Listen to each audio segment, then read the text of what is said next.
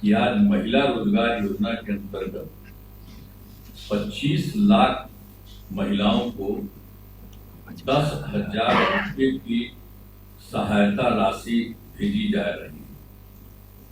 कुछ दिन पहले 26 नवंबर 2025 को आदरणीय प्रधानमंत्री श्री नरेंद्र मोदी जी ने इस योजना का शुभारंभ किया था, जिसमें 75 लाख महिलाओं को यह सहायता राशि दी गई। इस प्रकार पहले 75 लाख महिलाओं को राशि दी गई और आज 25 लाख महिलाओं को राशि दी जा रही, यानी अब कुल 1 करोड़ महिलाओं को इस योजना का लाभ मिल जाएगा। आप जानते हैं कि इस योजना का फायदा राज्य के हर एक परिवार की एक महिला को दिया जाना, इसलिए अब तो महिलाएं शेष रह गई हैं, उन्हीं को 10,000 रुपये की सहायता राशि देने के लिए अभी से ही तिथियां निर्धारित कर दी गई।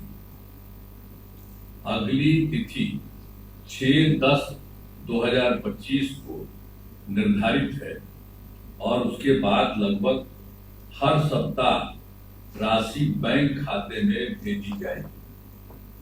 मैंने आज के बाद जो बचा हुआ वो भी हो जाएगा 6 तारीख को। आज तो 3 को बात कर रहे हैं, तो भी 3 ही दिन के बाद 6 तारीख को भी हो जाएगा। अब जिनका रोजगार आज चलेगा उन्हें आगे 2 लाख रुपए तक की अतिरिक्त सहायता दी जाएगी। अभी जो दिया जा रहा है उससे भी ज्यादा अगर किसी को लगेगा तो उसके लिए 2 लाख रुपए तक की अतिरिक्त सहायता भी दी जाएगी।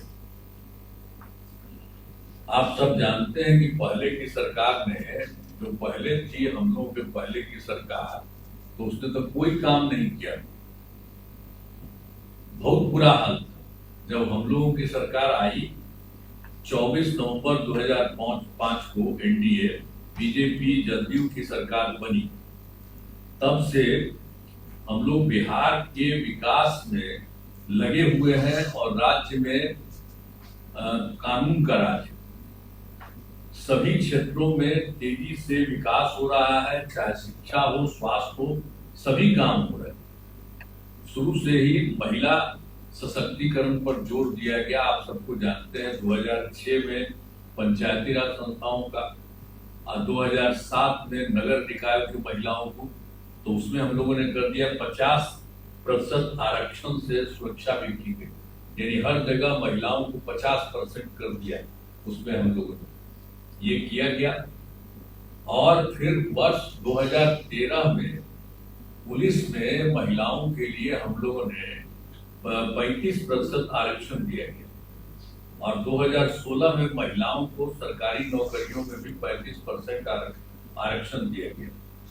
पहले बिहार में स्वयं सहायता समूह की संख्या बहुत कम, ये देश में तो ज्यादा था, यहाँ बिल्कुल नहीं थी, बहुत कम थी। तो इसीलिए हम लोगों ने वर्ष 2006 में विश्व बैंक से कर्ज लेकर राज्य में स्वयं सहायता समूह का गठन किया और उसका नाम हम लोगों ने जीविका दिया। तो आप जानते हैं कि स्वयं सहायता समूह की संख्या 11 लाख हो गई, जिसमें जीविका दीदियों की संख्या 1,40,00,000 हो गई।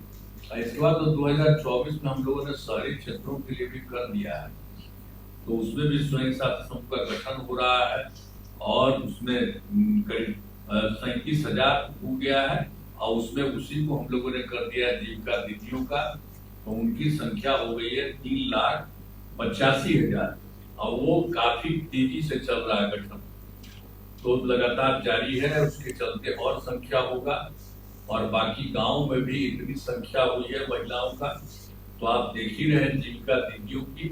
तो बता दिया कि 1,40,00,000 उनको हो गया और इसको हो गया 3,45,000 और हम लोग जीविका दीदियों के लिए भी हर तरह की सुविधा करवा रहे हैं और उनको सब तरह से मदद कर रहे हैं, तो वो लोग काफी बड़ी संख्या में बढ़ेंगे।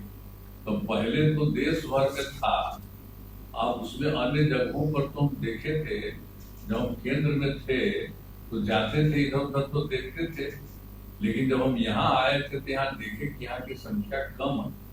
तो इसीलिए हम लोगों ने उसी समय जो आपको बता दिया, विश्व बैंक से कर्ज लेकर के स्वयं सहायता समूह का गठन किया, काफी अच्छा हो गया। इसीलिए सब लोगों का तो गांव में भी और शहर में भी अब पूरा हो गया है, और इसके लिए अभी जो कुछ भी किया जा रहा है, 25 लाख महिलाओं को राशि के लिए वो भी काम कर दिया गया, हर तरह से हो रहा है।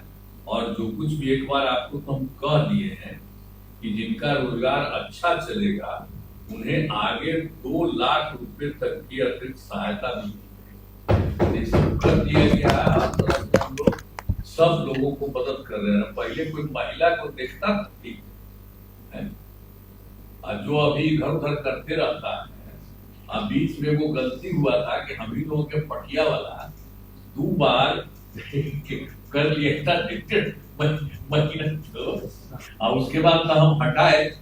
अब आप बताइए कि कोई मतलब है कि हम लोगों का तो शुरू से न हुआ था, जो आप लोगों को बता रहे हैं कि जो हम लोगों का हुआ था बीजेपी और जदयू का मिल करके जो हुआ था एनडीए का, ये 24 नवंबर 2005 से, लेकिन पूरा देखिए तो उनकी संख्या ज्यादा, खाली 2 बार मेरा मतलब सारा काम हुआ है।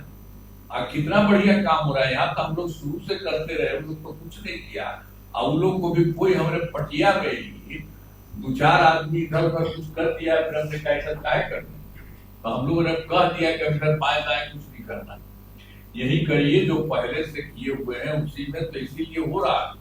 और आप जानते हैं केंद्र का कितना सहयोग मिल रहा है। तो आप सब महिलाओं को भी हम कह रहे हैं कि हम लोगों ने इतना महिलाओं को किया, एक एक तरह से काम किया, और लड़कों को भी किया, सब तरह से कर दिया और कर ही रहे हैं हम लोग पूरे तौर पर। लेकिन अब हम लोगों को केंद्र का भी सहयोग मिल रहा है।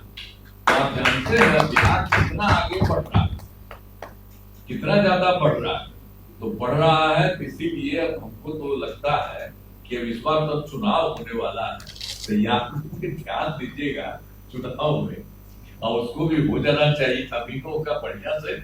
और उसके बाद आप जान लीजिए कि बिहार जो होगा ना, वो तो पटना, वो फिर जो होगा बहुत आगे बढ़ेगा, और वो होगा बहुत आगे। सब के लिए हम लोग ध्यान और देते हुए सब वो बहुत अच्छा होगा।